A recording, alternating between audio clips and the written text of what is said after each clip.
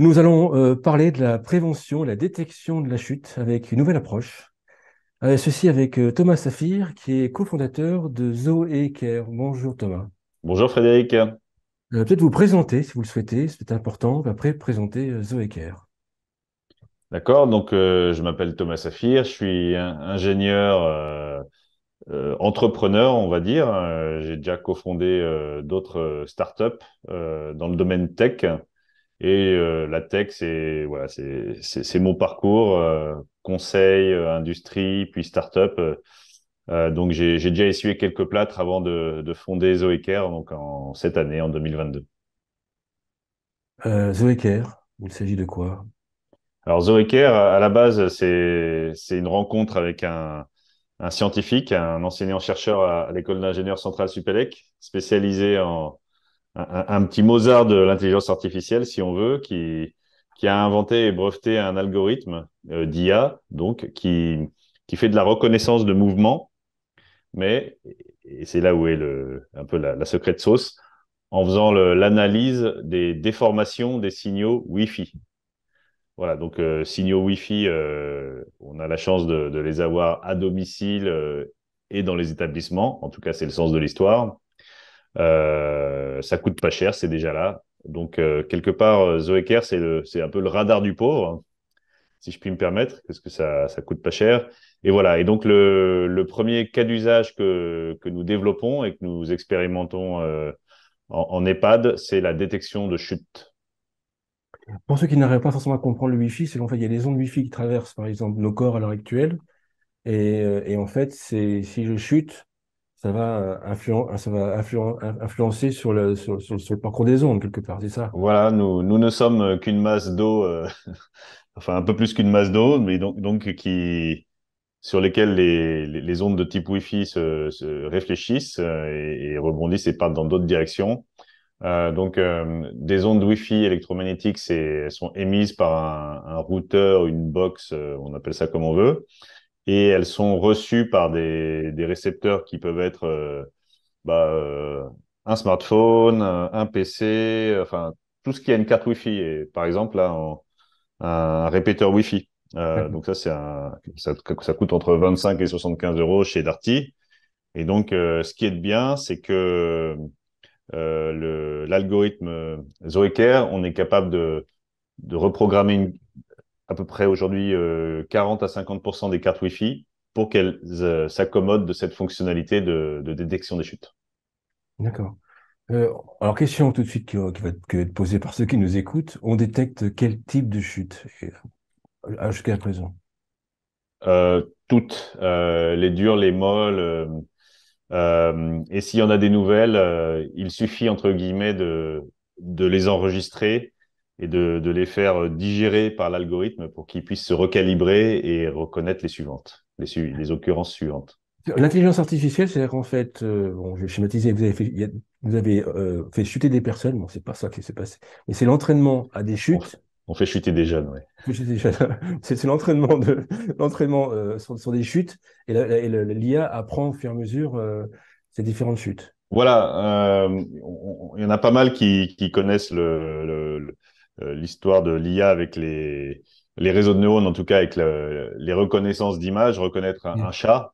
Ouais. Donc, pour que l'IA puisse reconnaître un chat et le distinguer d'un chien, eh ben, il faut lui faire, excusez-moi mon langage, bouffer des dizaines de milliers d'images de chats, de toutes les races, de toutes les couleurs, dans toutes les positions et également lui faire bouffer du non-chat, donc des chiens qui ressemblent à des chats, des cochons d'Inde, que sais-je, en lui apprenant, en disant, voilà, ça c'est un chat, ça c'est pas un chat, etc.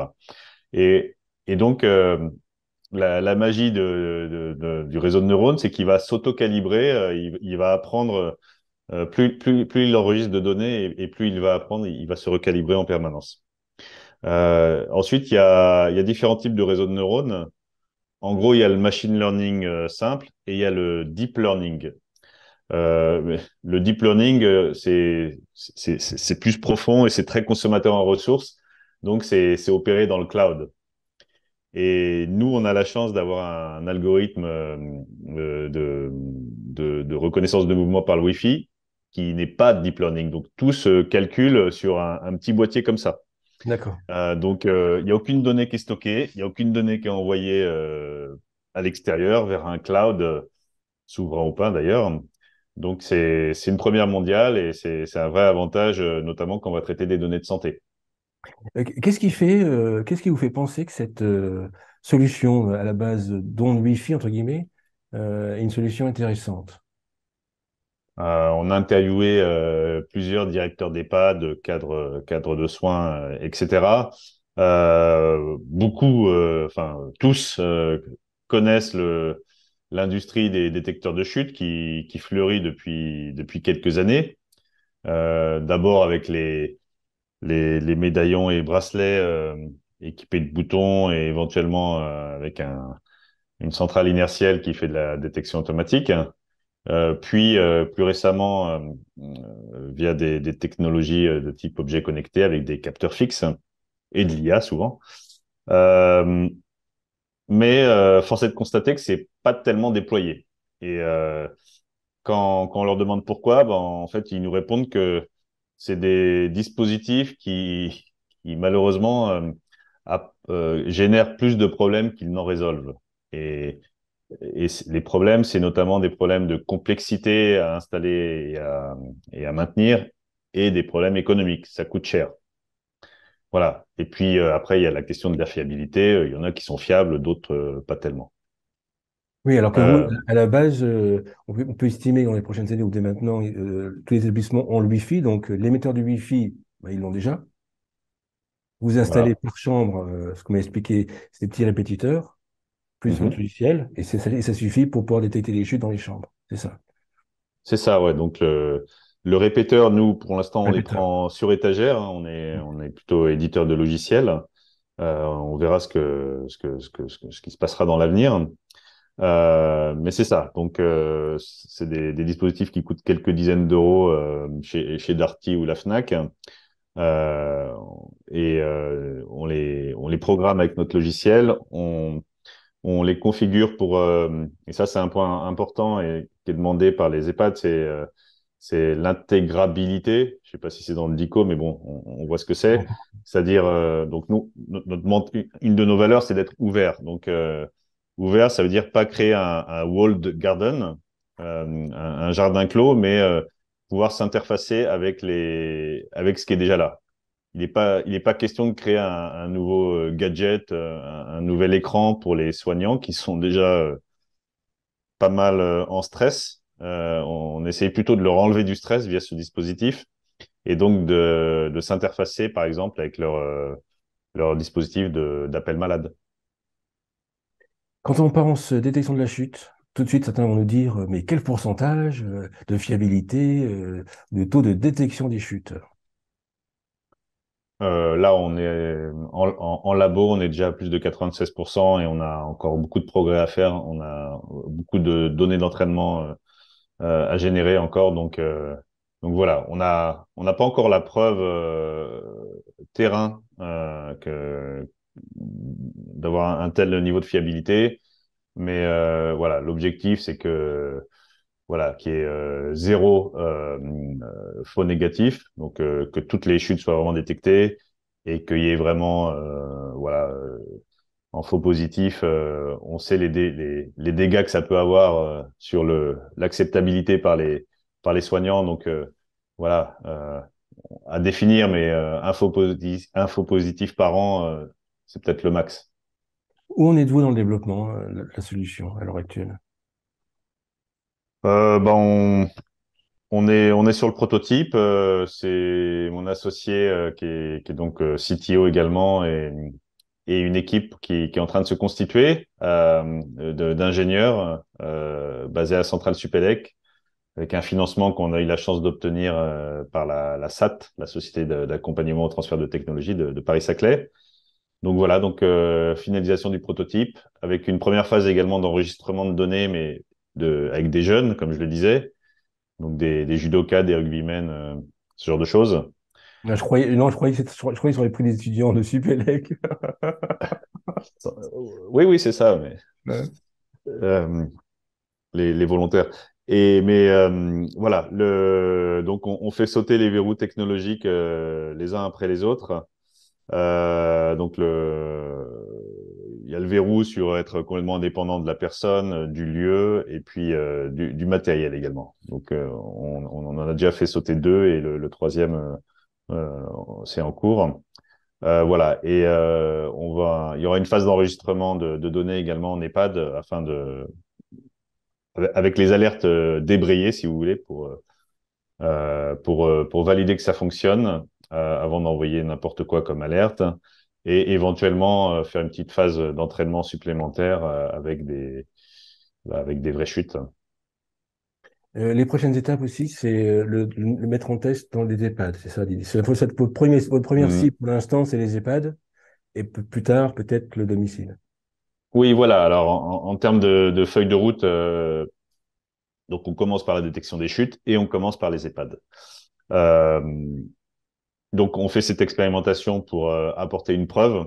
Mm. Hein, donc voilà, on vend pas des gadgets, voilà, des voitures télécommandées. On vend un dispositif, pas un DM certifié, etc., mais quand même.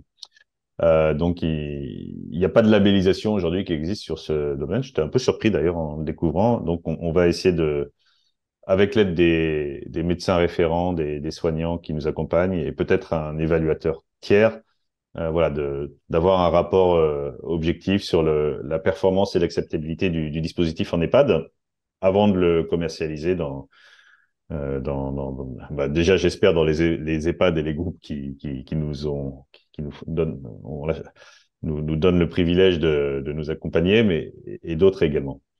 Pour le domicile, ça arrive après. Donc, on a des bonnes touches avec pas mal d'offreurs de solutions dans ce domaine-là. Donc, ça viendra après. Il y aura d'ailleurs en parallèle une évolution R&D pour tout ce qui est pour aller plutôt vers la prévention. Donc, essayer de faire de la prévention de la perte d'autonomie, de la prévention de chute. C'est un domaine qui est particulièrement intéressant pour les EHPAD également, j'imagine. Mais voilà, donc à partir du moment où Zoeker fait de la reconnaissance de mouvement, on peut s'interroger sur quels sont les mouvements, les gestes qui peuvent être des signaux avant-coureurs d'une perte d'autonomie ou d'une baisse d'autonomie. Et il y a peut-être des actions à mener, par le seigneur seul, mais aussi sans doute avec le support de médecins et d'aidants, pour qu'ils retrouvent un bon niveau d'autonomie. Ça peut être lié au sommeil, à la nutrition, à l'activité physique, que sais-je. Là, justement, on aura besoin de mener un programme de recherche collaboratif, certainement, avec entre guillemets, des sachants, en tout cas des experts de type médecin, pour bien définir ce qu'on fait. Ce qui est un enjeu éthique, évidemment. Pour l'avenir ou dès maintenant, est-ce que vous recherchez des partenaires, quel type de partenaires? Alors, déjà, à court terme, les EHPAD, on construit la solution avec eux, hein, vu que on va pas leur vendre un truc. Je parlais de Walled Garden, on va pas leur vendre un truc qui est pas flexible et qui correspond pas à leurs attentes. Bah, sinon, on le vendra pas déjà. Pour le domicile, c'est un marché quand même assez complexe. Il y a beaucoup d'acteurs, les téléassisteurs, les mutuelles ont un rôle important, tout ce qui est aide à domicile, et puis d'autres offreurs de solutions technologiques. Donc voilà, il y en a. Moi, je suis persuadé que dans un domicile ou dans une chambre d'EHPAD, il y aura pas des dizaines et des dizaines d'objets connectés pour chaque fonctionnalité. Donc tout ça doit converger, doit s'intégrer. Hein. C'est, j'ai travaillé chez Nokia, donc c'était vraiment la convergence vers le smartphone. Ça, je l'ai vécu de l'intérieur. Euh, voilà, donc en gros, voilà, sans être plus précis, n'importe quel acteur de la silver economy peut être un bon partenaire pour nous. Une conclusion à l'émission? Bah, une conclusion, c'est que on est très optimiste. Là, on fait cette interview, elle est enregistrée le lendemain du salon Silver Economy Expo. On a eu beaucoup de gens qui nous ont donné le feedback après avoir visité notre stand qu'on mettait vraiment le doigt sur quelque chose de très important, les chutes, que le problème n'était pas encore craqué véritablement et qu'il y avait un vrai potentiel. Donc stay tuned parce que on doit encore apporter cette preuve. J'espère qu'on pourra vous la démontrer, Frédéric, dans les mois à venir et puis vous me réinviterez pour en tirer le bilan, peut-être. Voilà, et ben, voilà comment Thomas commande une deuxième émission. Je blague, hein. Merci Thomas. Thomas Saphir, je rappelle que vous êtes cofondateur de Zo et Care. Merci beaucoup. Ça marche. Merci, au revoir.